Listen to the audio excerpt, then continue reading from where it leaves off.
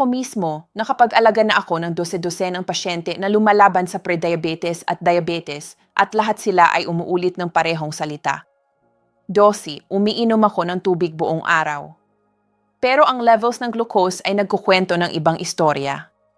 Ngayon, sa unang pagkakataon, ipapakita ko sa inyo ang bihirang ipinaliliwanag sa mga consultation, ang tamang paraan, ligtas at scientifically proven para sa isang matatanda na uminom ng tubig at makakontrol ang asukal sa dugo ng natural. Ang matutuklasan ninyo sa video na ito ay maaaring baguhin completely ang paraan ng pagtugon ng inyong katawan sa pagkain, sa pagod at maging sa tulog. Pero bago tayo magpatuloy, sabihin ninyo sa comments kung saang syudad ng Pilipinas kayo nanonood ngayon ng video na ito at anong oras na dyan sa inyo. Gusto kong malaman kung nasaan ang aking mga matatanda dahil mahalaga sa akin ang bawat isa sa inyo. Ngayon, halika. Tutuklasin natin ang nakatagong katotohanan ito at sisimulan nating protektahan ang inyong katawan mula pa sa unang higop ng tubig.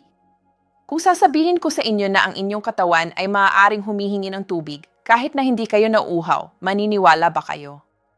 Ito ay isa sa pinakamapanganib na maling akala para sa mga may edad na mahigit 60 years old. Dahil ang kawalan ng uhaw ay hindi nangangahulugang hydrated ang katawan. Sa katunayan, ang karaniwang nangyayari ay kabaligtaran. Ang dugo ay nagsisimulang maging mas concentrated, ang circulation ay nagiging mas mabagal, at ang asukal na dapat pumasok sa mga cells ay nananatiling nakakulong sa bloodstream na nagpapataas ng blood sugar ng tahimik. Marami sa aking mga pasyente ang dumarating sa consultation na may mataas na values at nagsasabi, pero Dosi, halos hindi naman ako pumapawis, hindi ako nauuhaw. At doon exactly nasa problema. Pagkatapos ng 60 years old, ang natural na sensor ng uhaw ay nawawala ng sensitivity para bang ang katawan ay nag-off ng isang fundamental na alarm. At kapag ang alarm ay hindi tumutunog, ang pagtaas ng asukal ay nangyayari ng dahan-dahan araw-araw at hindi napapansin hanggang sa maging malaking panganib. Kapag ang katawan ay kahit bahagya lang na dehydrated, ang liver ay nagsisimulang maglabas ng mas maraming glucose para subukang bawiin ang kakulangan ng fluid sa dugo. At ang insulin na dapat maglagay ng glucose na ito sa loob ng cells ay tumitigil na gumana ng may parehong efficiency. Ito ay lumilikha ng estado ng insulin resistance na lumala araw-araw. Kaya nga maraming matatanda dito sa Pilipinas, lalo na sa tag-ulan o taglamig, ay may mga biglang pagtaas ng asukal sa dugo kahit walang binago sa pagkain. Naaalala ko ang isang lola mula sa Quezon City, 73 years old, na hindi maintindihan kung bakit tumataas ang kanyang values tuwing Enero. Ang explanation ay simple.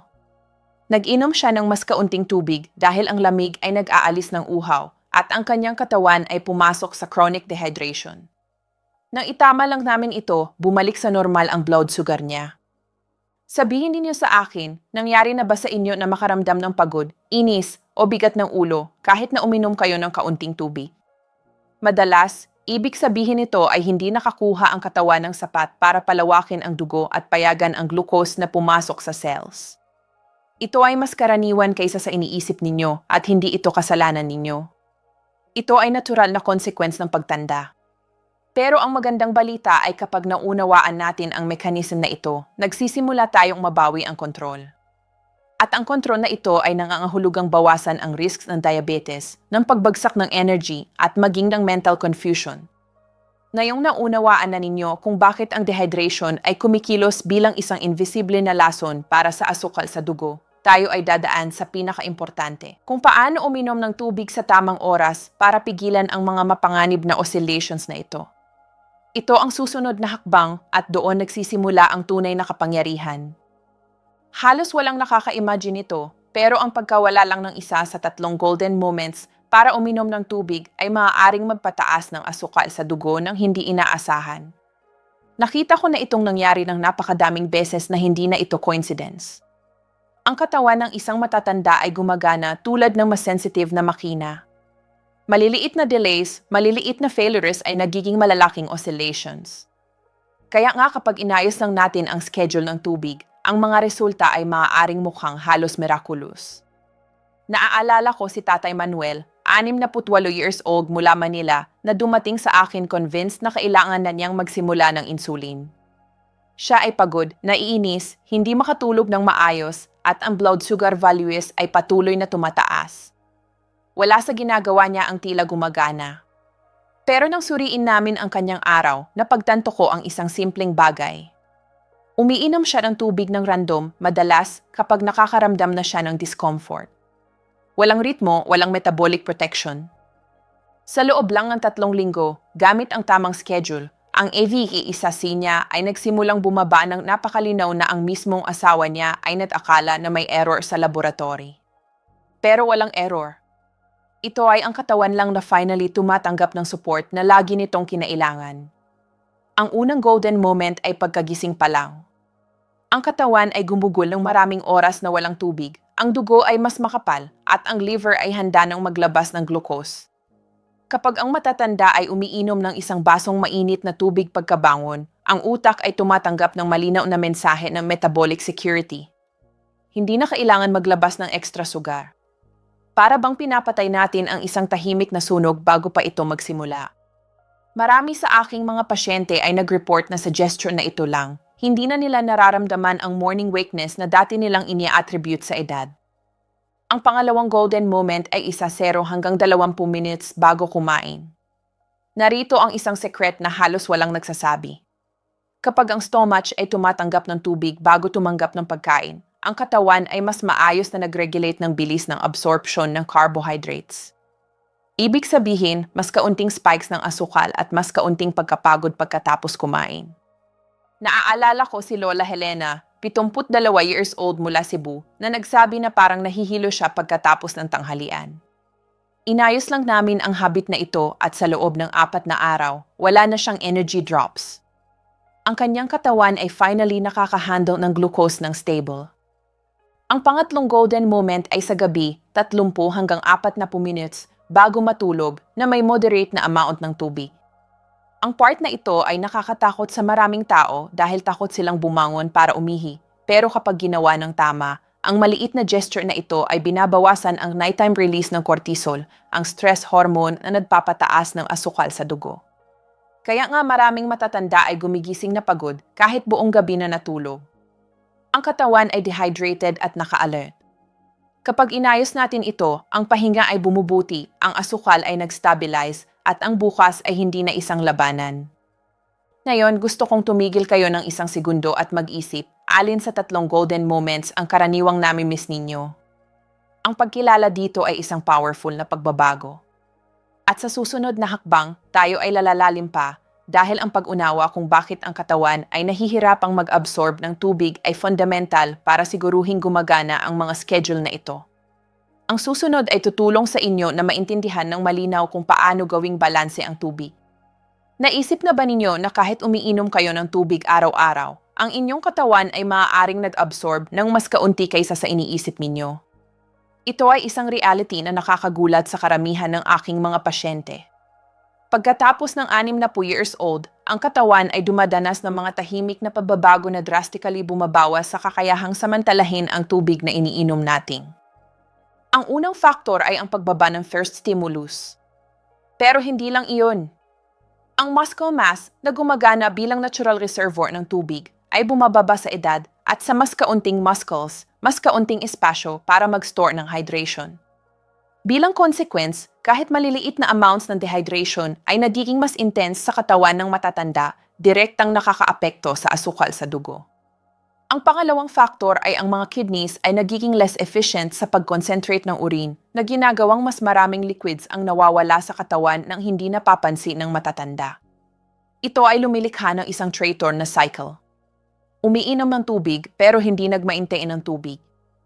Naaalala ko ang isang tatay mula Davao, si Tatay Joaquin, 75 years old, na nagsabi sa akin na hindi niya maintindihan kung bakit patuloy siyang nahihilo tuwing umaga kahit umiinom siya ng 1 baso ng tubig pagkagising. Nang suriin namin ng mabuti na pag-alaman naming ang kanyang katawan ay hindi nakaka-retain ng hydration sa buong gabi. Mas maraming tubig ang nawawala kaysa sa iniinom niya.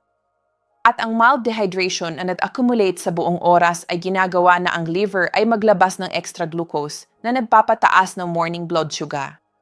Nang inayos lang namin ang paraan at frequency ng pag-inom niya ng tubig, ang episodes ng dizziness ay nawala at ang sugar levels ay nagsimulang mag-stabilize. Gusto kong magtanong sa inyo. Naramdaman na ba ninyo na umiinom kayo ng tubig, pero patuloy na tuyo ang bibig, mabigat ang ulo, o may pakiramdam ng pagod na walang dahilan? Ito ay hindi katamaran, hindi dahil sa edad, ito ay lack of absorption. Ito ay ang katawan na humihingi ng tulong. At kapag ang tubig ay hindi properly distributed sa tissues, ang buong metabolic system ay nagiging mas vulnerable. Ang science ay nag-explain nito ng simple. Sa mas kaunting muscles, sa mabaga na kidneys, at sa mas kaunting response sa first hormone, ang matatanda ay nagsisimula na ng araw na one step behind. At kapag nagsimula tayong ng behind, ang asukal sa dugo ay tumataas bago pa tayo mag-breakfast. Pero ang magandang balita ay sa pag-unawa natin sa biological limitations na ito, nakakabuo tayo ng simpleng at highly effective na strategies para pahusayin ang absorption ng tubig. Iyan ang gagawing mas powerful at mas safe ang mga susunod na hakbang. Maghanda dahil ngayon tayo ay papasok sa isang practical at transformative na part kung paano ihanda ang tubig ng intelligent para ang katawan ay talagang mag-absorb at para tumigil ang oscillation ng asukal sa dugo. Napakakaunting matatanda ang nakakaalam ng katotohanan ito, pero may paraan ng paghahanda ng tubig na natural na makapagpapababa ng asukal sa dugo. At maraming doctors ay nagsasabi lang ito sa very specific consultations. Kapag ipinahayag ko ito sa aking mga pasyente, nagugulat sila dahil palagi nilang iniisip na tubig ay tubig lang, pero hindi. Para sa mas matandang katawan, ang paraan ng pagpasok ng tubig sa katawan ay tumutukoy kung ito ay talagang maa-absorb o kung ito ay dadaan lang agad sa kidneys na walang function. At kapag ang tubig ay hindi properly utilized, ang asukal sa dugo ay tumataas, ang energy ay bumabagsak, at ang katawan ay pumapasok sa cycle ng fatigue na mahirap basagin. Naaalala ko si Lola Margarita mula Pampanga, 72 years old, na dumating sa akin deeply discouraged. Sinabihan siya na kung patuloy na tataas ang asukal, baka kailangan na niyang magsimula ng insulin. Lumalaban siya sa pakiramdam ng bigat sa katawan, mild dizziness, at uhaw na palaging dumadating ng late na. Ang diet ay okay, ang medication ay tama, pero may kulang. Nang suriin namin ang habits niya, napansin kong kaunti lang ang iniinom niyang tubig at kapag umiinom siya, lagi siyang malalaking amounts sa isang beses lang.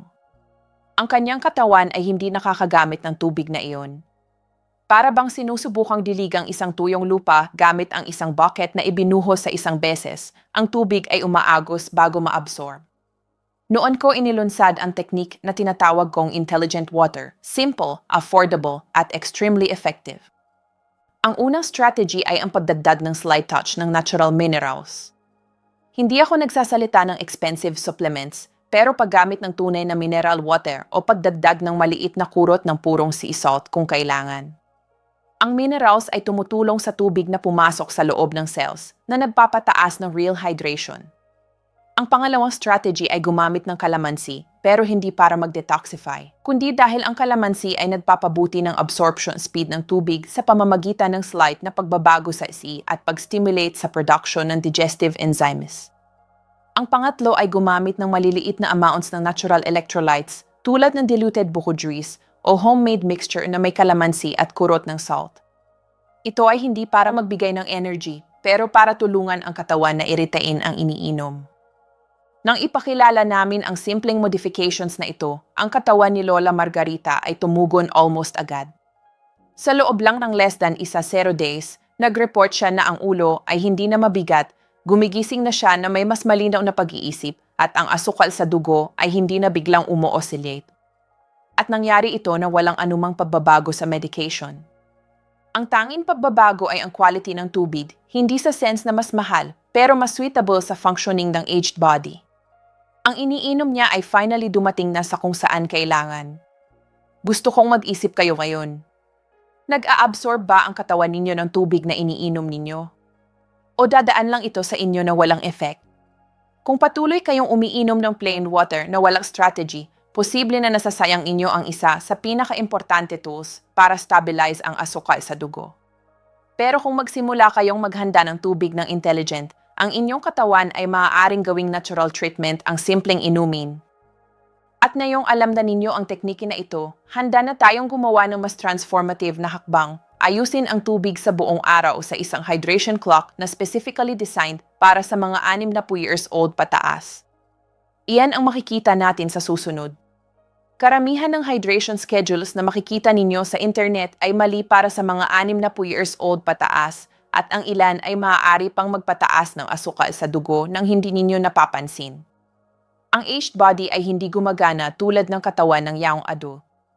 Kailangan ito ng kevekidus, consistency, at small doses sa buong araw para maiwasan ang overload sa kidneys, sudden energy drops, at dangerous blood sugar oscillations. Kaya nga kapag ang isang matatanda ay sumusubok na sumunod sa plan na ginawa para sa mas batang tao, ang resulta ay frustration, pagod, at madalas unstable blood sugar. Exactly iyan ang nangyari kay Tatay Alvaro, 70 years old, nakatira sa Iloilo. Determined siyang uminom ng mas maraming tubig at nakakita siya sa internet ng table na nagre-recommend na uminom ng malalaking amounts sa umaga at during exercise. Ang problema, hindi siya nag-i-exercise at ang katawan niya ay hindi kaya ang ganong kalaking volumes sa isang beses. Resulta, nag-feeling bloated siya, pagod at may unexplainable sugar spike sa hapon. Nang nag-usap kami, malinaw na hindi siya nangangailangan ng mas maraming tubig pero ng intelligent organization ng tubig sa loob ng 24 hours. At nang implement namin iyon, nagbago ang buhay niya. Nagsisimula lahat sa umaga kung saan ang katawan ay pinaka-nangangailangan ng hydration. Isang baso ng mainit na tubig pagkagising, sunod ng maliliit na higop sa buong unang oras ng araw, ay gently ginigising ang metabolism at binabawasan ang release ng glucose ng liver. Pagkatapos, sa pagitan ng mid-morning at lunch, ang goal ay iwasan ang mahabang periods na walang tubig. Hindi ito tungkol sa pag-inom ng marami, pero sa pag-inom ng kaunti at several times para panatilihing fluid at stable ang bloodstream. Ito ay binabawasan ang pakiramdam ng pagod at tumutulong na prevention ng drowsiness na nararamdaman ng maraming matatanda bago mag-lunch. Sa afternoon period, kapag ang metabolism ay naturally bumababa, ang hydration ay mas importante pa. Ito ang oras na maraming matatanda sa Pilipinas ay nag-experience ng energy oscillations, lalo na pagkatapos kumain. Ang pag-inom ng tubig sa maliliit na amounts sa pagitan ng 3 at 4 ng hapon ay tumutulong kontrolin ang post-meal glucose spike at nagbibigay ng mental clarity na marami ang nag-iisip na nawala na nila forever. Si Tatay Alvaro ay nagsabi na ang simpleng pagbabagong ito ay ibinalik sa kanya ang kanyang mga hapon. Sa gabi, ang secret ay balance.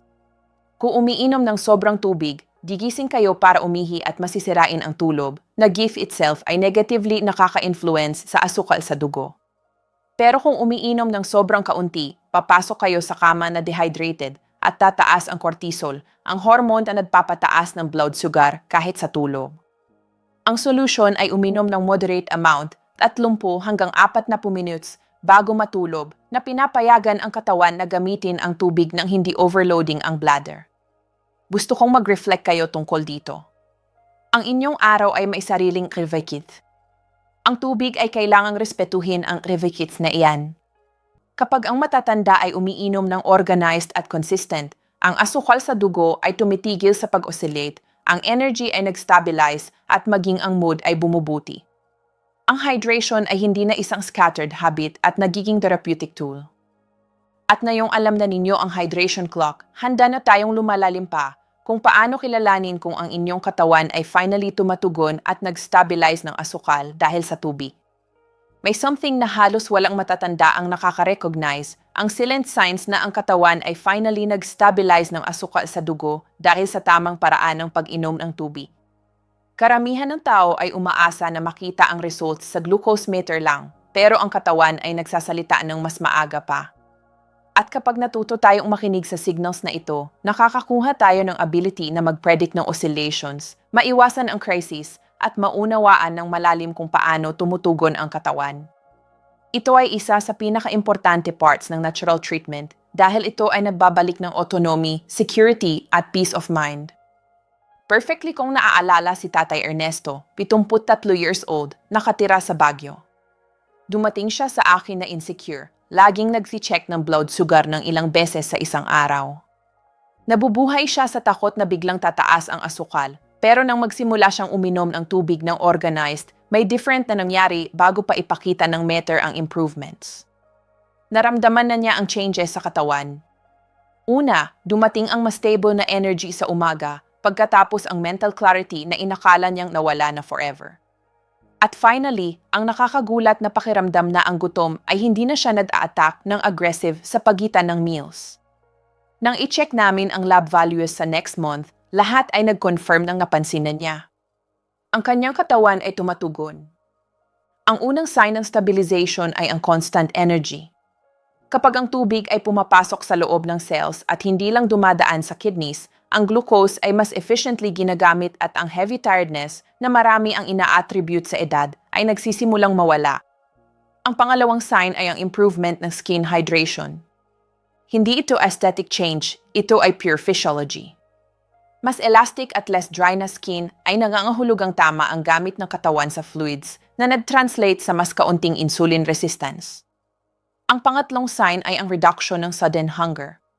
Kapag ang asukal sa dugo ay tumitigil sa pag-oscillate, ang utak ay hindi na nagpapadala ng urgent food signals. At may isa pang powerful indicator, ang mas clear at mas consistent na urine sa buong araw na walang malaking variations. Ito ay nagpapakita na ang kidneys ay nagtatrabaho na may balance at ang katawan ay hindi pumapasok sa overload o dehydration. Si Tatay Ernesto ay nag-report na sa unang pagkakataon sa loob ng mga taon, nag-spend siya ng buong linggo na walang sudden fatigue episodes sa hapon. Para sa akin, ito ay laging clear sign na ang tubig ay finally nag-fulfill ng metabolic role nito. Ngayon gusto kong mag-isip kayo tungkol sa inyo. Napansin na ba ninyo ang alinman sa changes na ito? Siguro gumigising kayo na mas light, siguro mas kaunti ang dizziness. Siguro wala na ang desperate hunger sa 11 ng umaga. Kung ang inyong katawan ay nagsasabi sa inyo na nasa tamang landas kayo.